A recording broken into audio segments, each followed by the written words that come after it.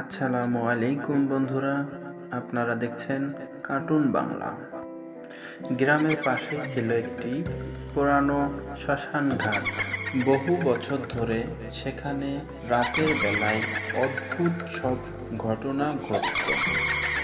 গ্রামের মানুষজন ভুলেও সন্ধ্যার পরে ওই রাস্তায় যেত না, যদিও মনের অজান্তে চলে যেত অতি শীঘ্রই সেখান থেকে আবার বাড়ির পথে ফিরে যেত। একদিন গ্রামে নতুন এক পুরোহিত বাবু এসেছেন। তার নাম রঘুনাথ বাবু। তিনি গ্রামের ভদ্রলোক বিশ্বনাথ বাবুর কাছে শ্মশান ঘাটের সমস্ত ঘটনাগুলো জানতে চেয়েছেন। বিশ্বনাথ বাবু পুরোহিত রঘুনাথ বাবুকে বললেন, আপনি জানেন না, ওখানে বিশাল বড় একটা দানব থাকে, ভূতের দানব। কেউ চোখে দেখেনি, কিন্তু খুবই ভয়ঙ্কর, এবং সে মানুষকে ভয় দেখায়। এই জন্য কেউ সন্ধ্যার পরে ওখানে যায় না। সমস্ত ঘটনা শোনার পরে পুরোহিত রঘুনাথ বাবু বললেন, আমি ওখানে আধার রাত্রে আসন দিব, আমি আত্মাকে মুক্ত করব। ঠিক যেই কথা সেই কাজ।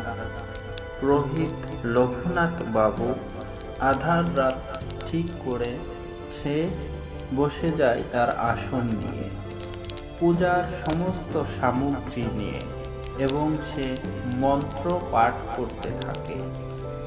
মন্ত্র পাঠ করতে করতে করতে করতে এক সময় সে দেখতে পায় পাশের থেকে কান্নার আওয়াজ আসতেছে, এবং তখন সে অবাক হয়ে উঠে দাঁড়ায় দেখতে পায় সেই ভুতুড়ে কালো পোশাকে একটি নারী।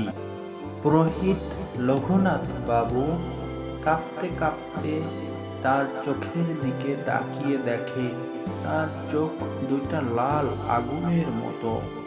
তবুও তাকে জিজ্ঞাসা করলো, তুমি কেন এখানে থাকো? কেনই বা মানুষকে ভয় দেখাও? মানুষ এখানে আসতে পারে না। প্রশ্ন করাতেই বেরিয়ে এলো এক মর্মান্তিক ঘটনা। মেয়েটি তখন কাঁদতে কাঁদতে বলল, বহু বছর আগে আমার বাবা, আমি সৎ মেয়ে হওয়ায় আমার বাবা ধনী ব্যক্তি, সম্পত্তির লোভে আমাকে জ্যান্ত পুড়িয়ে ফেলেছিল।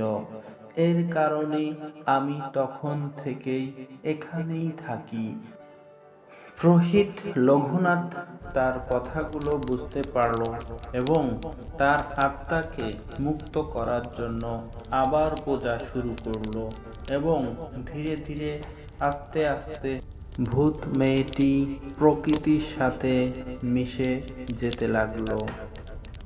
হ্যালো বন্ধুরা, আমি শিবা বলছি।